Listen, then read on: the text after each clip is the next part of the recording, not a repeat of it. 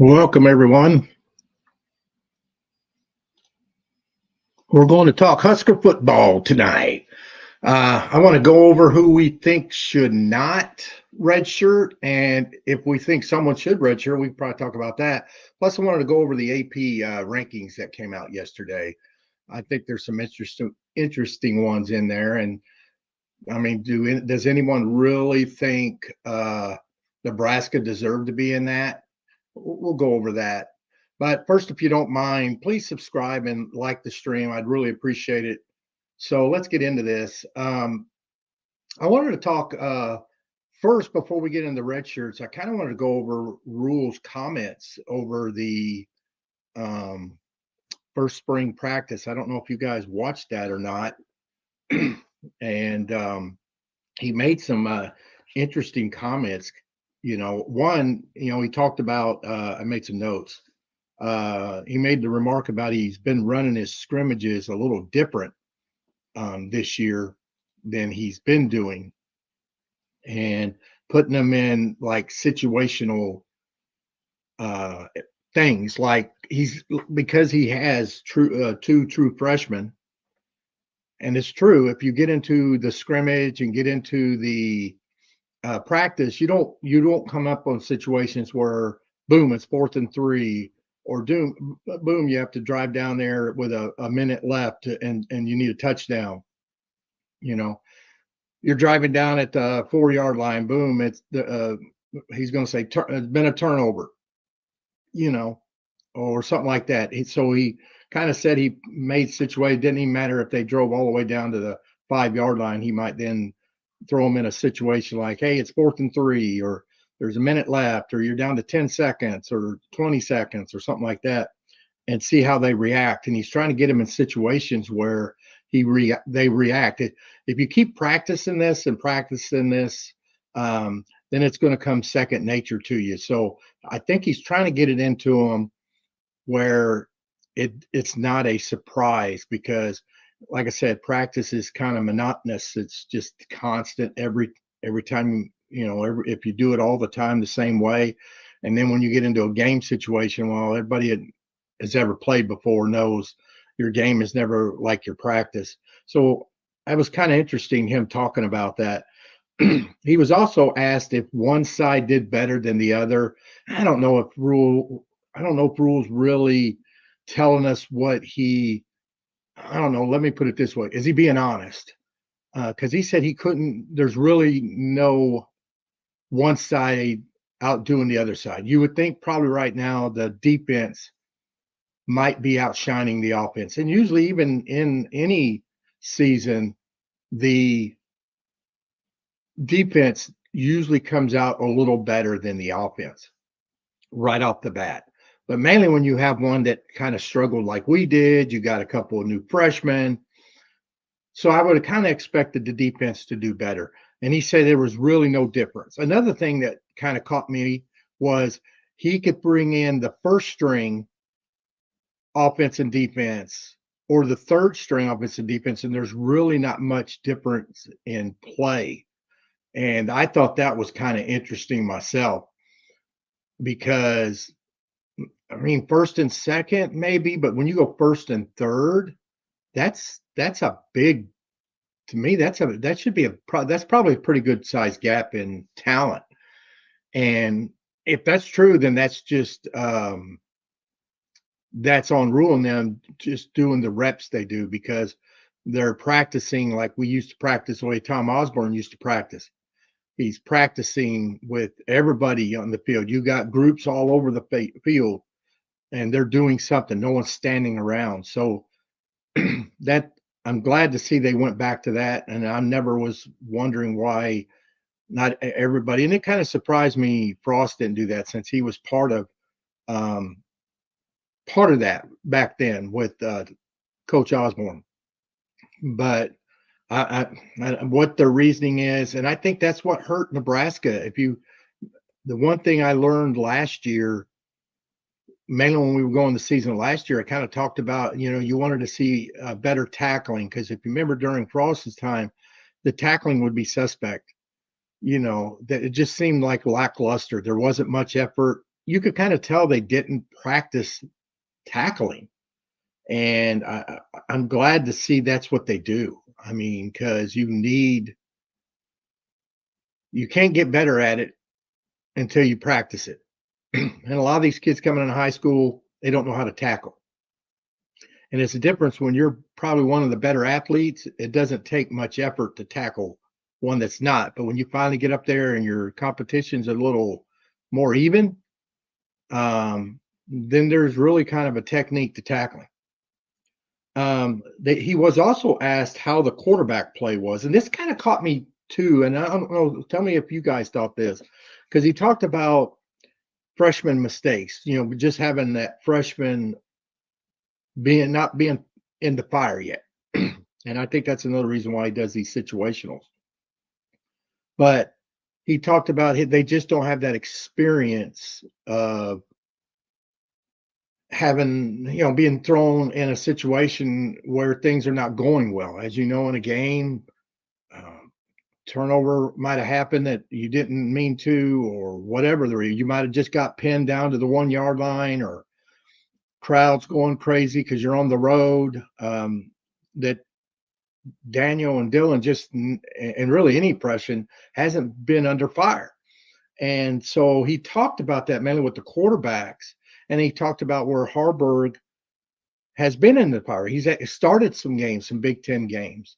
So I took it more as Harburg was kind of doing a little better in the situational awareness, being under fire. And I don't know if you guys took it that way or not, but that's kind of how I took it. Or is he just kind of making a remark about that? Because it doesn't surprise me, but it does surprise me, because we've seen everything mainly with Dylan Raiola. He seems like he's been able to handle anything that's come up. And maybe he's talking about certain situations, but it seems like even Coach White has even talked about how they might be in the right defense, right where they need to be, and Dylan just for some reason can find it where he puts it right over him. So that was kind of interesting to me as well. He also talked about the kicking game, and he talked about having 2 extra kickers. And I always kind of wondered, and what do you think he'll have more than 1 kicker on the roster? Do you think, what's they get, 120? So when it comes time where it's not now where you could have whoever you want, would you waste a spot to have 2 kickers in case one's not doing as well as the other? Would you do that?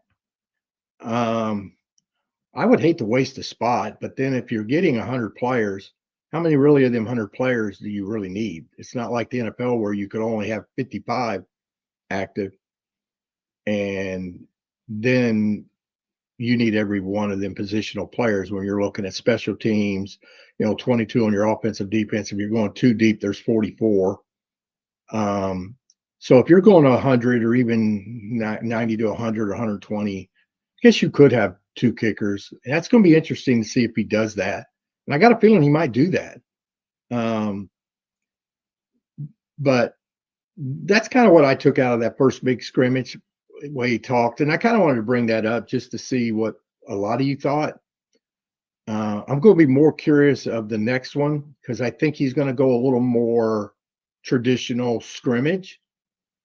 And I don't think he's going to do this situational thing on the next one, because you only get 2 before you are shut down and you're getting ready for the game 1. And another thing is, do you think he's going to announce Dylan Raiola as the starter right away? Do you think? I always wondered, is he not going to say anything? Is he going to just go up to game time? Because everybody kind of knows who's going to be the starter anyway. So do you even just don't ask? I know everybody's going to ask, and every reporter in there is going to ask. Or is he going to actually name a starter? So that's going to be interesting right there. So kind of curious about that. But let's get into the red shirt. I like to see, who do we think should not redshirt this year? And I think we could start with the obvious.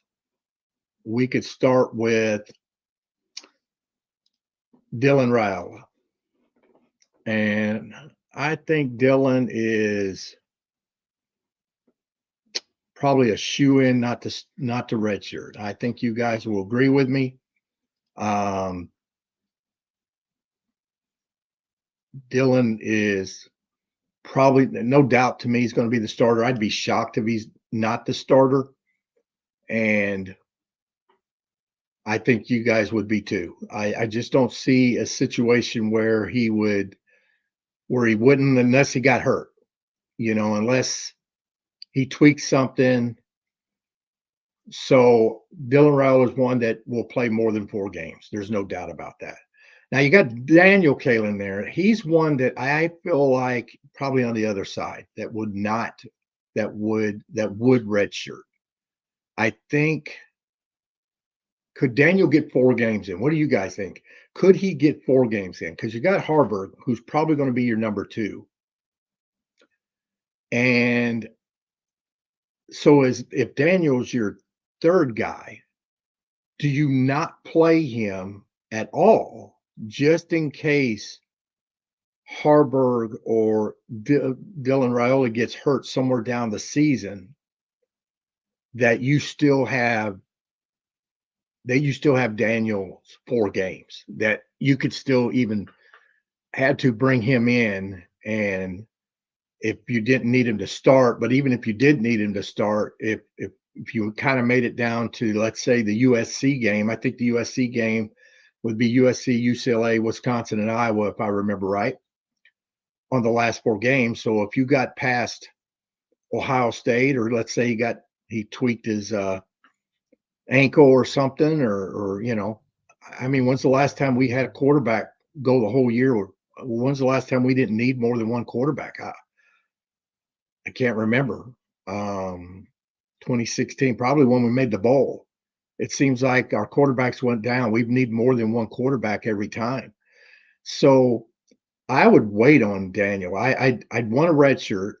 I would have him sitting over there, but I wouldn't use him, even if it's a mop-up role, like say you get to Northern Iowa or even UTEP, and you happen to have a game where you're blowing them out. I could see you bringing Harburg in and giving him a chance. But I wouldn't bring Daniel in until you got to the final 4 games. If you got to the final 4 games, but then you're playing USC, UCLA, Wisconsin, and Iowa, so I don't see any blowouts probably there. So you probably ain't getting in there. But do you try to get him in at all? If let's say Dylan stays healthy the whole year and you get down to the last 4 games, do you try to get him in there? Do you try to get him some snaps in, or do you just totally shut him down and redshirt him? But I don't think you actually play him at all, even in a mop-up role, because you never know. And Rule might do it, but you just never know when you might need him, and you don't want to waste his 4 games right off the bat, and then you get to the end and you need him, and he ended up having to end up playing 5 games or something like that because you used him a game or two earlier in the year, and he wasted kind of a season because of that. So to me, I wouldn't use him. I'd wait, and hopefully you don't need him. But if you do, then maybe you get a chance where you can still use him, but you can still redshirt him. So to me, Dylan Raiola is the for sure one that's not going to redshirt, and I think Daniel should. To me personally, I don't know what you guys think. Now my second one, and I don't know who do you guys think should be the next one. I know a lot of people's going to come back with Vincent Shavers and Corey Barney. My biggest second one is Carter Nelson. I think Carter Nelson, I know a lot of you's probably going to go, well, we already have tight ends. We got some good tight ends. We got Badoni and for sure, but you got to remember they're making a special position for Carter, so he's not going to redshirt. And I don't. If you watched this kid, did you watch that the out there in Hawaii, the Polynesian Bowl? And them were 5-star players he was going against. Now I understand he's going to be going against some men basically. So he's going against players that because he's 18. So if you get players like, say, Ty Robinson or Turner Corcoran, who's probably 23, maybe 24, 4 or 5 years older than him, and he's going to be running that against people. So is he going to do the same?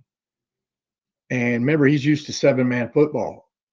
Another thing you got to worry about, mainly with him and like Dylan Raiola, is is he going to get that? How do you put it? You got to remember, in high school, you don't play that many games. What do you play? About 8 or 9, 10 games, I think, at the tops. Even if you go to the playoffs, you might hit the season. But if you get here and get late in the game, you make a bowl game, or what's it? What if you make the playoffs? You're going to start draining. That's why you see freshmen, or excuse me, rookies in the NFL kind of slow down at that rookie year. You see them because they're not used to playing 17 games. So it starts wearing on them by the end of the season. And I kind of wondered if that's what you're going to see here. Because one thing about Carter, and I think, and you saw that in Hawaii, Dylan Raiola and Carter Nelson kind of had a great connection going. And I got a feeling you're going to see this guy's a stud, man. He's a very athletic. He plays multiple sports. You saw him, on his highlights here. He plays basketball. That's why he didn't enroll early. The kid is like 6'4". I think they said he's grown an inch and he's now 6'5", but he runs a 4.5 40. How many big guys that size run a 4.5 40? Probably nowadays, a lot of them do. So he's going to be a mismatch. You put a corner, you're going to have to put a corner on him. So I got a feeling they're going to put some special packages. Well, rules already said they're going to do that. So he's another one that I feel like is not going to redshirt at all. And so I just don't think I just believe he's going to play more than 4 games. So now I know some of you is probably going to say Ja'Cory Barney, and I do believe Ja'Cory Barney probably will not redshirt. A lot of it has to do with his special teams play, but he will get on the field as a wide receiver. But I got a feeling you're going to see them actually put in some special packages even for Ja'Cory Barney, and you're going to see that as well, because Ja'Cory Barney's another one that's going to be a special player. And if you remember in the spring game, and you keep hearing it even in practice that he keeps doing things that surprises everybody. He just balls out. And even the one practice we actually even got to go see, you saw him making some catches that you just you would turn your head twice wondering who that was. Is that a freshman? You wouldn't even think of it as a freshman. And if you watch his highlights, the kid just has a way to go of going and getting the ball, way to get it. And so, and the one thing about him, he did, like, you take the spring game, he caught that pass from Harburg for about 69, 70 yards. And then he had that kick return that I really believe, if you remember the kick return and you look at the jerseys, mainly outside and all that, that's a very light gray because they put the kicker in the gray and he was wearing white. And I think as he's running full speed down there and he saw Toronto coming, I think he saw him in white because that's a very light gray jersey that they had the kickers wearing. Maybe they ought to make it a little darker or something, or blue or something. I'm sure there's a reason why they have it. But it was a light gray. So I kind of believed when he was running there, he probably thought he was wearing a white jersey, but he didn't realize that he was the kicker at the time, I guess. So, or he would have probably took that by the house. I just don't see Toronto. If he wanted to lose him, he probably could have lost him. So Ja'Cory Barney is another one I feel like will not redshirt and will make a difference this year. And I think all 3 of them that I call will not only not redshirt, but we'll give. And you got to think these are three players on the offensive side, and we had offensive problems. And then we brought in Jamal Banks and Isaiah Nair, and another one I heard is doing really well is Bonner. Bonner is another one that. So we got some Big Ten healthy size wide receivers. Now Ja'Cory's not that big. I think he's only about 6 foot and maybe 160, 170 pounds. But you look at Jamal Bonner or Janarin Bonner, Jamal Banks, and Isaiah Nair, and then you put in someone like Ja'Cory Barney in there, and you put him on a wide receiver screen, or you like Lloyd, put him on a wide receiver screen. You got them big bodies out there blocking them corners. It's got potential to go just a quick wide receiver screen to get some chunks or take it to the house. So I think with these three, there's going to be a big difference in this offense from last year, and I think we all know it. I think we're kind of being edgy about what we're predicting, and I think we've been burnt so many times. But I think we've all seen it. We just know this year is different from any other year. I know we've been optimistic every year. We have hopes every year. Just something about this one is different. And I just feel like we don't want to say it because we feel like we're going to jinx it. And so some of us are kind of being a little questionable. We might come back and go, how many of you guys are going, oh, they'll probably win 7 or 8 games. But tell me you wouldn't be surprised if they won 9 or 10. I got a feeling you wouldn't, but you're not going to say it. Will they make the playoffs? I don't think they will. I think even if they won 10 games, they wouldn't, just because of their schedule. It's going to be too many teams probably with 10.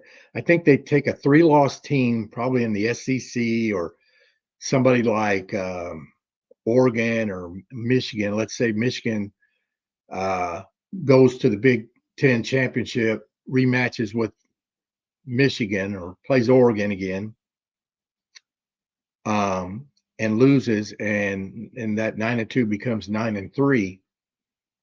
Well, just because of who they had to play throughout the schedule and in the Big Ten, and mainly if it's close, like tight game, last second, last couple minutes, whatever, lost by 7, 6, or whatever.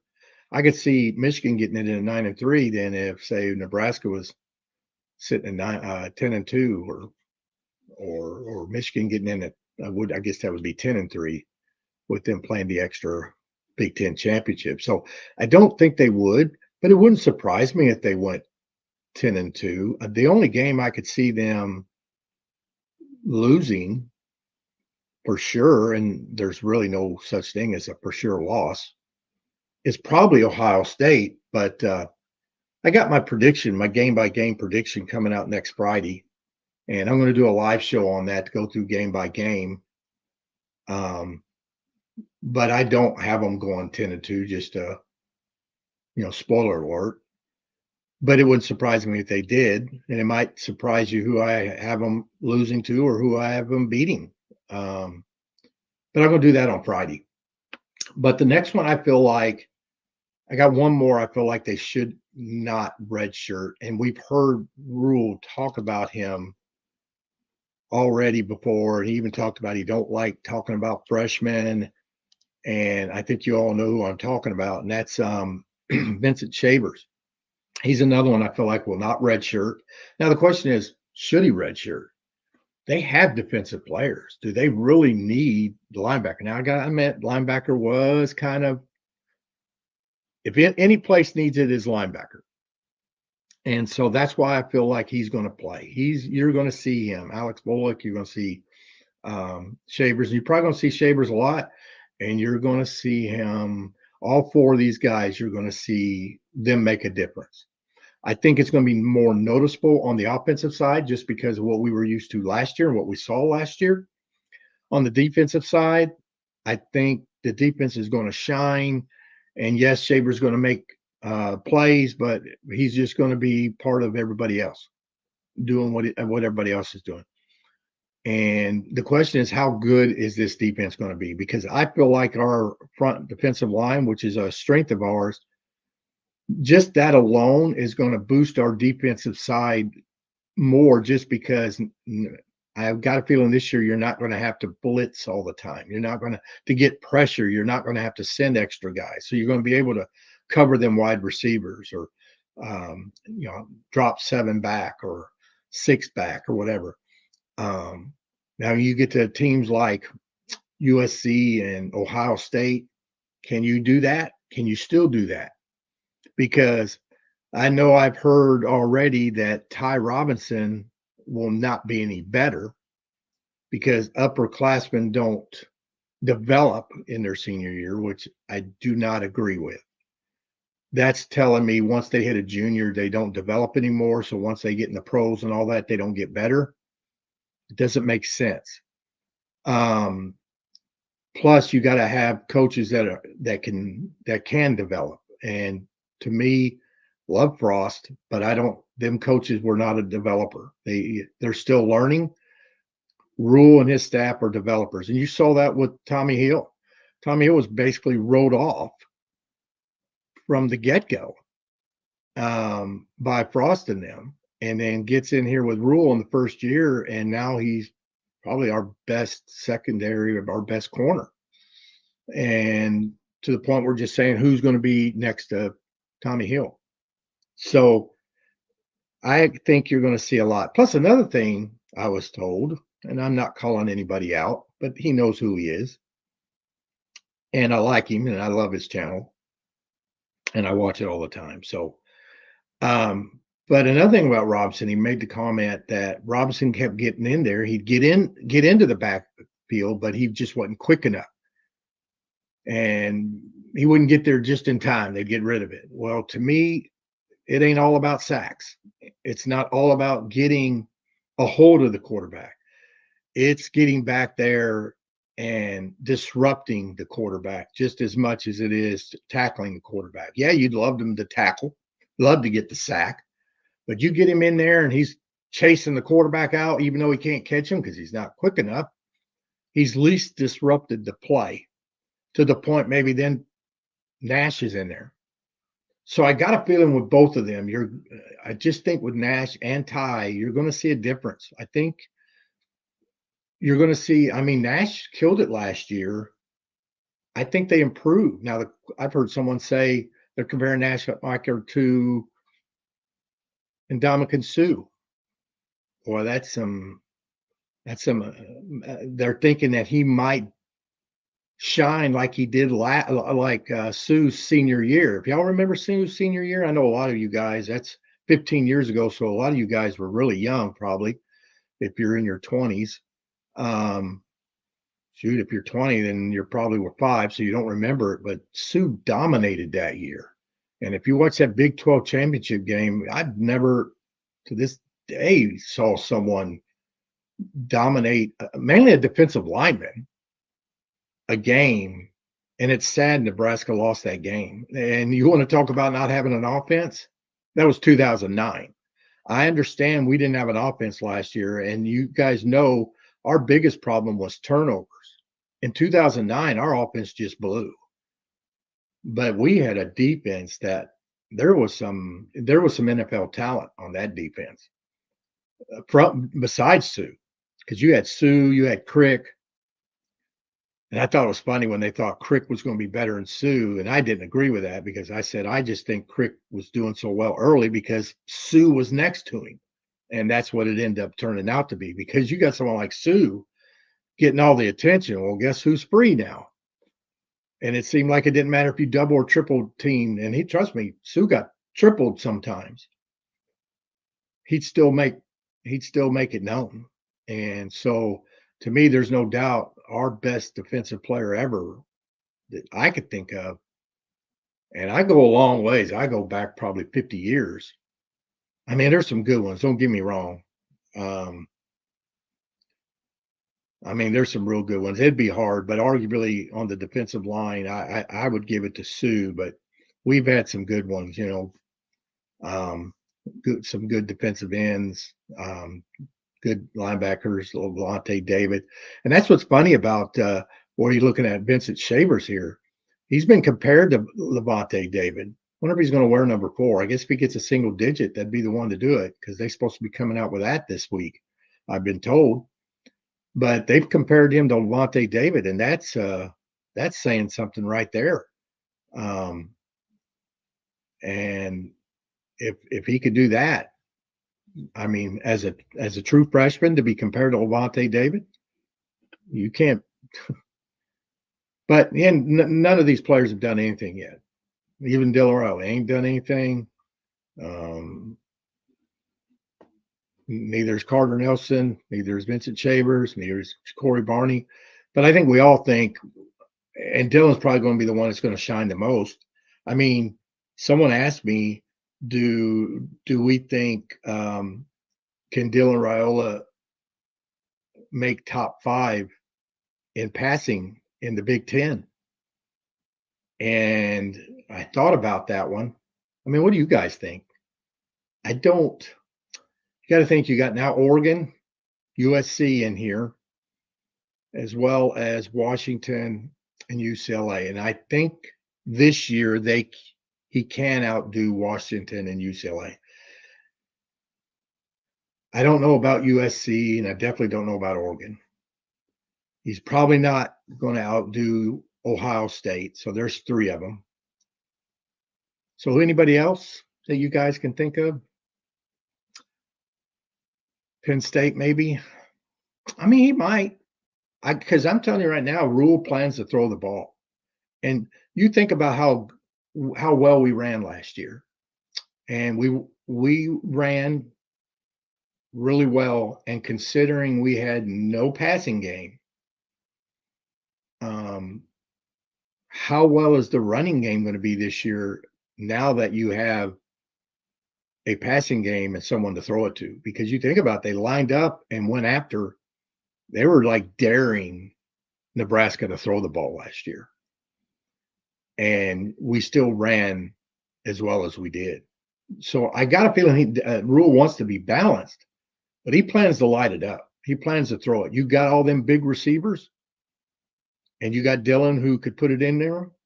I mean, I'm telling you right now that he could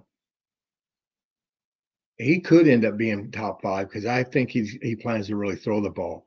Let me get to this right here. I got one who did a super chat. I want to thank Entertainment for All for doing it. So I'm going to ask his question since he did that. He asked if will Rule use Harburg in the Wildcat at the goal line? That's a good question. What do you guys think? I think he's got plans for Harburg, and I think he will in, but would you really want to use him at the goal line? I don't. It wouldn't surprise me if he did, but let's say Dylan Raiola is who you think it is. You remember the game with Maryland with Chubby Purdy going down there, got down to about the 7-yard line, and we threw the pick. I didn't understand that one. But if you got someone like Raiola, who everybody talks about could put that ball where he wants, where he needs to, why would you take him off the field then? If he's kind of your go-to guy, why would you? I could see Harburg coming in and use it as a decoy, but he might do that. I guess he could, mainly if you're running. But I think he's going to have some impact. So you can't leave Harburg on the bench, even if he is your backup. But then if he's your backup quarterback, do you want to put him in? Do you want to take a risk of injuring him? If you're trying to say redshirt Daniel Kalen, and then you put Harburg in as I don't know, glorified tight end, wildcat, and he hurts himself, gets hurt, get his leg hurt or whatever, then you're almost forced to have Daniel Kalen as your backup now. Or what happens, he gets hurt and then Dylan Raiola gets hurt. So I don't know. Do you use him at all? I mean, would you use him? I don't know if I would. Part of me says, yes, I want to use him. The other part of me says, no. So I don't know if I would. but that's interesting. I don't know if I would. So, but that's my top four. I think that will not redshirt. If you got anybody else you think that should not redshirt this year, throw them in the comments. Tell me who you think. I can't think of anyone that I would say will not redshirt. Someone talked about what about like Grant Bricks or something since they're weak on the tackles with Proboscis getting hurt and will they do that? And I don't think so because it's different for offensive linemen because Rule's not going to throw him out there if he's just not ready. Even if they need him, I don't see him throwing him out there if he's not ready to be out there. And I don't think he's ready. I haven't heard anything on him. I don't know if you guys have, but I haven't. It's very rare to see a true freshman on the offensive line. It's not the same as high school. And if you do, it would be an elite 5-star player like Brandon Baker last year or David Sanders Jr. this year. That if you didn't see my recruiting update, I feel like the Nebraska will get David Sanders Jr. After talking to him and all that. I feel like if Nebraska could do well, come out and do well, I think he commits to Nebraska. If they come out and fall on their face again and go 5-7 again, or I don't even know if 6-6 would do it, but I think if you kind of won 7 or 8 games at least, sees better play. Maybe they hold Ohio State better than you think, but they still lose by 7 or 10 points. But I feel like David Sanders Jr. will commit. Same with Christian Jones. I made that remark too in my recruiting update. Christian Jones to me is coming to Nebraska if Nebraska. I think he wants to make a decision in September, before the end of September. So I said in my prediction video that I felt like after talking to him and all that again he wants to see how what else is. Everybody believes Rule's the right guy. Everybody sees what Rule's doing. It's easy to see it in the off season. We all fall into it. But I think they want to see it. Don't you guys want to see it with your own eyes? I think they want to see it. So you have to come out firing all cylinders. You have to win in September, and that includes Colorado, and that game scares me more than anything. But if you could go in there and go 4-0 in September, I guess you might be able to do okay if you went 3-1, but I think you need to go 4-0. And I think then you get Christian Jones. I think David Sanders might commit then, but I think he's probably going to go closer to December before he commits. But don't get me wrong, even if Christian Jones commits in September, or even if David Sanders commits because they go 4-0 or 3-1, but then they blow the rest of the year.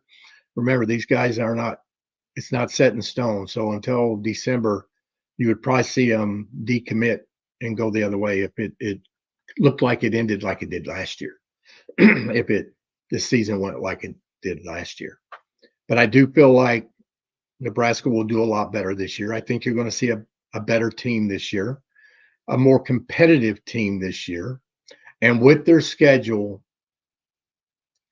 So I feel like because of that, we're going to succeed, and David Sanders Jr. and Christian Jones will commit to Nebraska. If we don't, then I predict David Sanders Jr. If you watch the video, I predict him to go to Tennessee and Christian Jones go to Oklahoma if Nebraska ends up falling on their face again. So I wanted to get into the AP poll. That came out yesterday, and it was intriguing. And let's see what you guys think.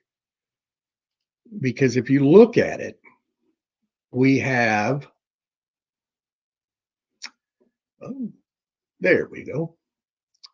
They have Georgia number 1 and Ohio State number 2, Oregon 3, Texas 4, Alabama 5, Ole Miss 6. So if you look at the top 6, you got 4 in the SEC and 2 in the Big Ten. If you go to the top 7, that's where you see Notre Dame.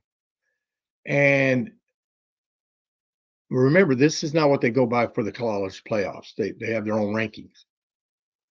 So can Notre Dame get in? Being an independent, will they get in? If they're ranked 7th in the AP, it depends really to me what the record is. I think for Notre Dame to get in, they have to be at least 10-2. I don't think they could get in at 9-3. You guys might disagree, and I could be wrong. But if you look at the top 8, you got Penn State. I didn't agree with that one because you got Michigan there. So if you look at the top 9, you got 4 in the Big Ten, 4 in the SEC, and then Notre Dame, the independent. And I don't see all 4 of these getting into the college football playoffs. Because if you looked at, obviously, I'm thinking Ohio State, they got probably meaning they got Ohio State winning their winning the Big Ten. And they might have Oregon second.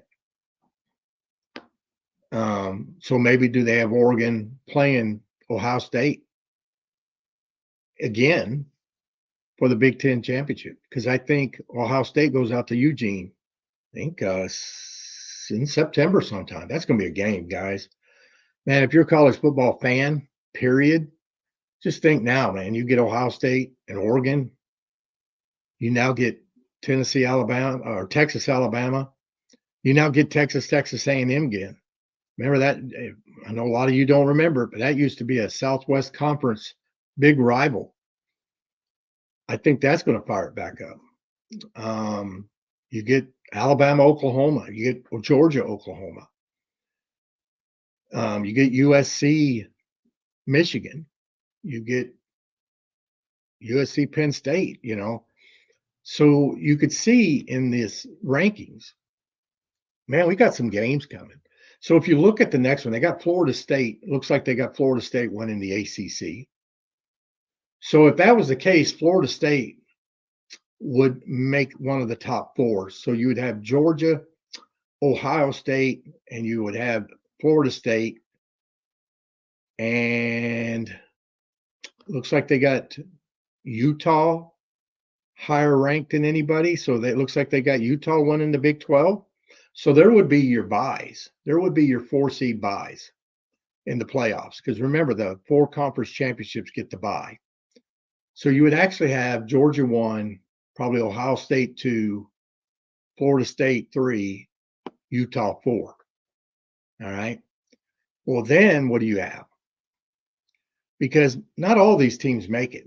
As you know, if you look back to the history of the playoffs or even the AP polls, not everybody that they predict at the beginning makes it.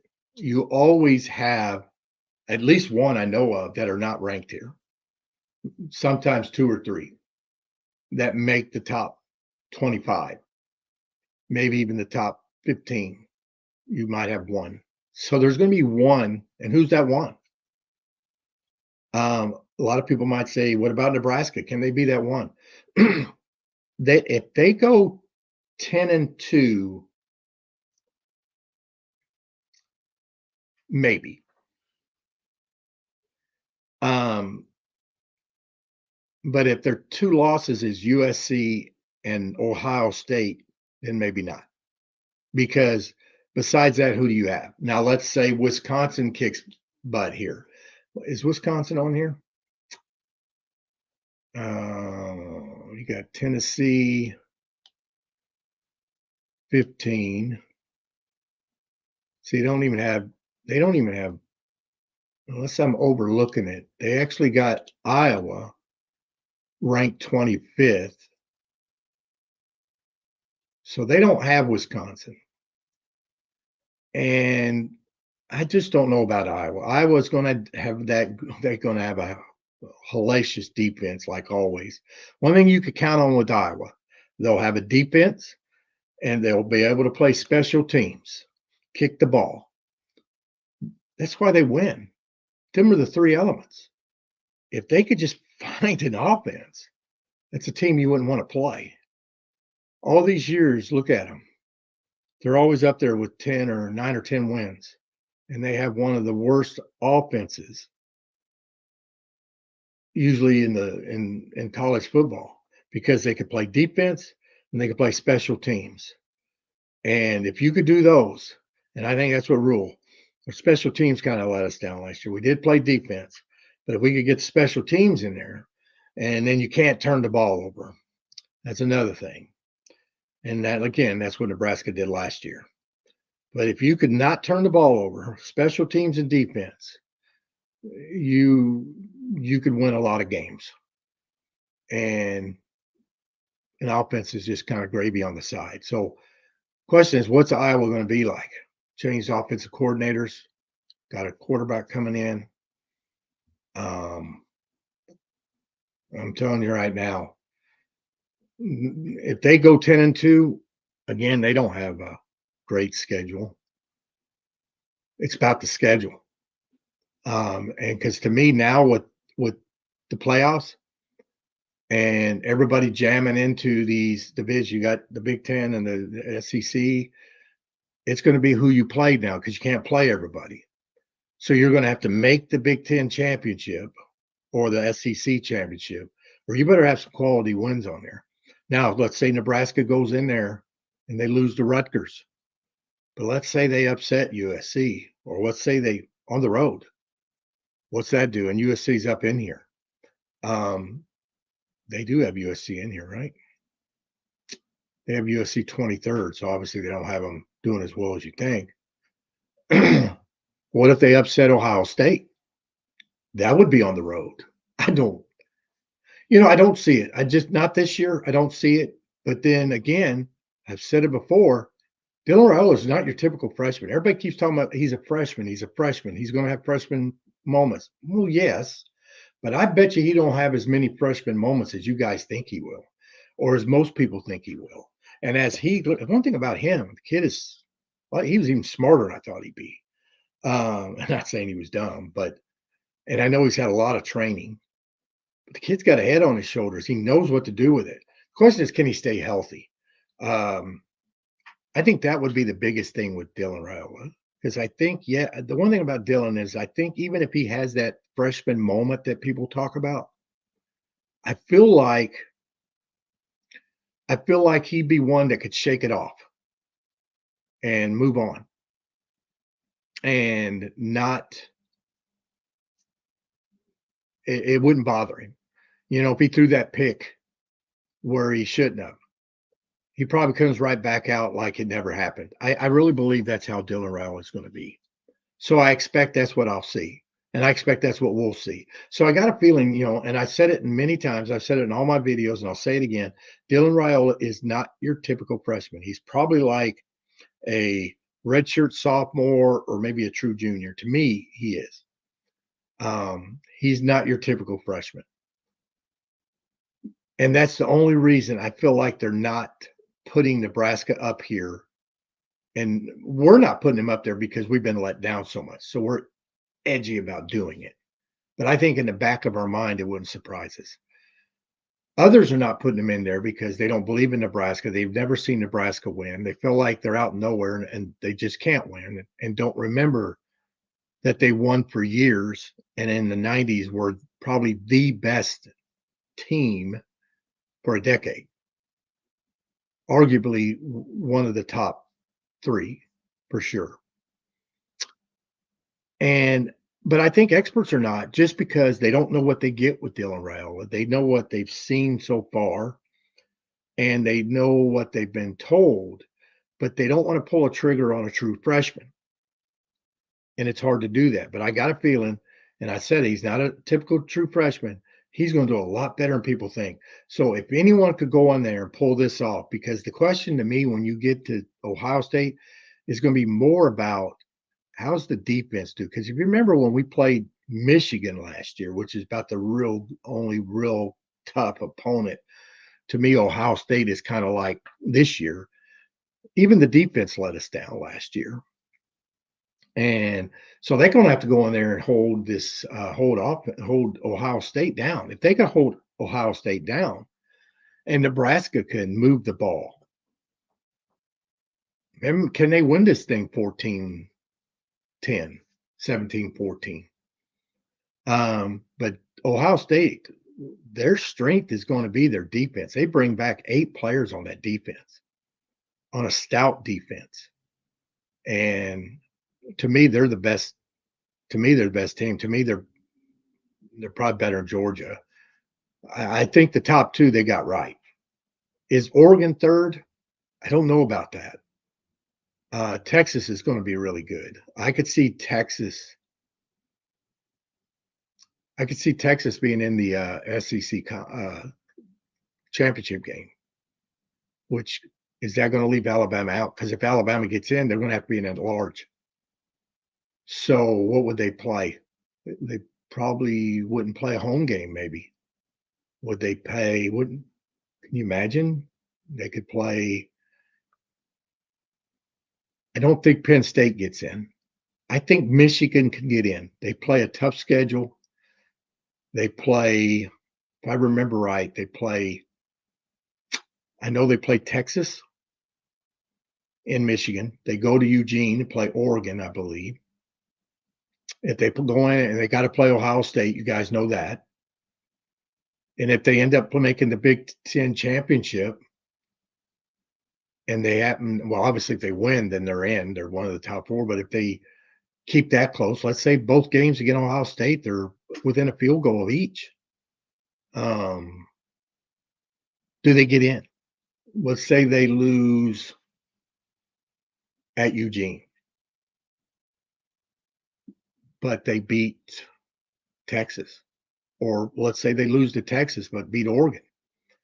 They lose the 2 games to Ohio State, but they're by 3 or 4 points each time. It's a dogfight. It's a typical Ohio State Michigan game, because if Michigan goes in there and beats Ohio State or goes in there and beats Oregon, I could see them, even if they lose to Ohio State, still having the second best record and rematching them the very next week in the Big Ten championship. Because you're not going to give it, even if they have the same record. I can't see them giving it to Oregon if Michigan went up there and beat them. But I think they're thinking Oregon's going to beat Michigan, and that's a good chance. Michigan, new head coach, new player. They lost a lot of players, but they usually reload now more than rebuild. But it's interesting. I just Penn State's one of those. I don't see them making it. They might still be in the top 20 here, top 15. I don't see them making it a large bid. Missouri, I don't see them making a large bid. We already had Utah winning the Big 12. So a lot of these that you see probably won't. If you go down here, you're probably going to get some in this second half. Could Miami make it as an ACC team? Could they have 2 from the ACC? I think you're going to have it probably 3, definitely 3 probably from the SEC, and maybe 3 from the Big Ten, which would be Ohio State, Michigan, and probably Oregon. I don't think they'll have 4. If they have 4, then it could be Penn State. Could it be Nebraska? Again, I just think their schedule hurts them. They would have to beat probably Ohio State or at least USC on the road and go probably 10-2. So in other words, they lost to, say, Rutgers and Ohio State, but they beat everybody else. Not to give away who I'm predicting them to do next Friday, but can they beat Wisconsin? Can they beat Iowa in Iowa City on Black Friday? Believe it or not, that game in Iowa City could be for a Big Ten championship berth against Ohio State, or could be Michigan or Oregon. Could Nebraska, if Nebraska's not in it, they'll probably have a say in it. Would Iowa might be on the verge of going to, because Iowa's schedule is pretty weak. So if they go in there and beat Nebraska and finish 10-2, maybe even 11-1, they're making the Big Ten championship, because you got to go by who has the better record, Big Ten record, no matter who they play. So if Ohio State's beaten, let's say Penn State, Ohio State, Michigan, and Oregon, and even throw USC in there, they kind of beat each other, mix it up, and Nebraska, say, upsets USC, and then you got somebody like Rutgers or Iowa whose schedule's really looks better than Nebraska's, and they find a way of beating Nebraska and finishing 11-1 or even 10-2 with only one or two conference losses, and they got an unbeaten Ohio State team, but they're next with only one loss. They got to go, even if you got a 2-loss Oregon team that played a tougher schedule. Now, if they're tied, we still don't know the tiebreaker. The Big Ten has not come out with the tiebreaker. Right now, it's head-to-head. So I don't know if Iowa doesn't play. I don't believe they play Oregon. And if they did, and they're tied with the same Big Ten record, it would be head-to-head. If they played each other. If they didn't play each other, we don't know what the tiebreaker is. Well, they can't go by the college football rankings because that's afterwards. So you have to know that first. So would they go by AP rankings or another ranking? I think that's why it hasn't come out yet. They don't know what they're going to do. Would you do a coaches vote in the Big Ten where all the head coaches have a vote on who's next? I mean, if you're deciding between, say, Oregon and Iowa, well, you just have the rest of the Big Ten vote on it and just cancel Oregon and Iowa head coach out. You just wouldn't have them vote because they would cancel each other out. Would that be a way of doing it? Because do you really want to depend on an AP ranking? I mean, I guess you could computer ranking, strength of schedule. You could do that. It's going to be interesting. They're going to have to decide it soon. I guess they don't have to decide it until it gets to the end of the year, but it would be nice to know this in advance. I mean, I think you would want to know. Wouldn't you want to know before? Because then it would look suspicious if you came out towards the end and then it favored one over the other. Then you'd be wondering, are you doing this on purpose? Did you want them in? So I think you would have to come out there. So it's interesting on who they have up here, because if you look at these teams, I also believe not only would you probably have one or two of 16 through 20 in the playoffs, which probably means I probably might put Miami in there, but I think Oklahoma might get in there. So you might have a large bit where you have now another SEC team who has four or five. And I think you wouldn't mind. You might even have one of these. Could Kansas? Kansas is going to be a decent team this year, guys. I can tell you that right now. Kansas is going to be a good team. But again, then you go back to Iowa. So, but then another one, you got to have that one. You also have to have the conference of the, what conference is it? The MAC I'm talking about? Well, where Appalachian State can make it. And I think they would be the 12th seed. You're going to have one of those off the wall, James Madison, Appalachian State, that has to make the playoffs. That's kind of the rule they put in. Even though you know they might not be the 12th best team, that's the rule. That's the rule they put in. So don't be surprised when you see someone say Appalachian State's going to be 12th or James Madison, and you're going, what? That's the reason why, because that's part of the rule. So that's interesting that we do that. But again, I just wanted to what y'all thought about this AP ranking. Kind of, at first you're thinking, for years you saw Nebraska in the top 5 for me all the time. And man, if you weren't number 1 or 2 or 3, it bothered you. Now I don't expect them in the top 25, but I got a feeling they're going to be there this year. If they could just keep from shooting themselves in the foot, I think they'll do it. But you can't put them in preseason. You can't do it now. I wouldn't be surprised they're not ranked not too far outside this right now, but you can't do it right now. But if you're realistically predicting how it will finish, is this right? Or are you predicting, okay, how they are right now? I've always believed, believe it or not, I always believed the ranking ought to stay the same from last year. I always believed that. And that was back, I'm going way back when Nebraska was good. To me, if Nebraska won the national championship, I don't care if they lost everything. Michigan won the national championship. I don't care if they lost everybody.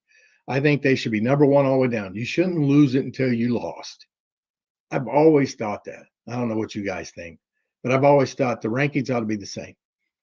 Well, they should just come on over from the season end and say, here's your rankings. Now, once the games start and you get a lot of teams lost because they lost players and they're going to lose the first week, then it changes up, switches up. But what if you get someone like Michigan that even though they're thinking, oh, they're not going to do as well? What if they do? What if they reload and start tearing it up?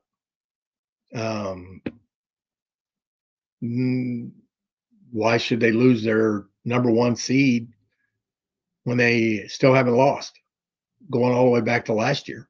That's how I believe. That's just what I believe. I don't know what you guys think. So, all right, guys. Well, I think I want to appreciate everybody that did come on. Don't even know if I had anyone on, to be honest with you. But I know I had entertainment for all, and I want to thank him again for the super thanks. And I'm going to start doing some live streams, try to get into this. Probably a little more entertaining, a lot easier to talk to someone about it than trying to just talk and then just throw your video up because you were talking to nobody. But I'm going to do my live prediction, game by game prediction for Nebraska and how the Big Ten is going to finish. I'm going to do that on Friday evening, 7 or 8 o'clock. If y'all have a preference of time, just throw a time in the comment what you prefer, and I'll try to do that. If you want it later, I can do it later. I don't work the weekends. I still work a full-time job. I work 55, 60 hours a week. So that's why I don't do this channel every single day like some others can, because I'm not 17, 18, 19 years old with no bills and no kids. And I have special needs kids. And so I still have to work. One day I'd like to retire, and then I would probably do this full time. That's probably in at least 3 or 4 or 5 years, unless the channel took off or I could retire. But that's why I can't put out content as much as everybody else. I try to do the best I can, and I'm the only one who does it. But I'm going to start doing the live stream because it's easier. Just because if I do a video, then I have to do the editing and all that, and it's just time I just don't have. So I want to thank you guys for coming on. And like I said, if you want it at a certain time on Friday, let me know. If you want to do this a certain time every week, let me know. And if you don't mind, if you haven't already, hit that subscribe button. Maybe give this video a like, maybe to get out and other people will see it and join us on Friday. But if not, thank you for joining and have a good night. Go Big Red.